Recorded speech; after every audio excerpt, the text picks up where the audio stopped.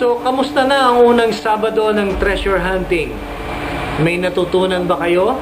Dapat marami.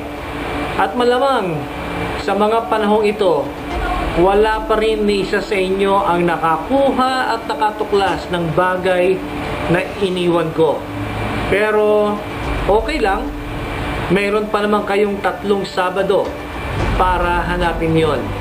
At sa darating na Sabado, ipagpatuloy nyo ang lakbayin na hindi ninyo natapos. May mga pagsubok ulit, hindi yan mawawala, at mga bagay na dapat gawin. Gusto kong malaman nyo ang kwento ng samahan at pamilya kung saan kayo sa iglesyang ito ay kabilang. Ito na ang pagkakataon. Matuto kayo sa nakaraan. Pahalagahan ang kasalukuyan at ihanda ang sarili sa kinabukasan. Again, happy treasure hunting, mga mahal kong kabataan.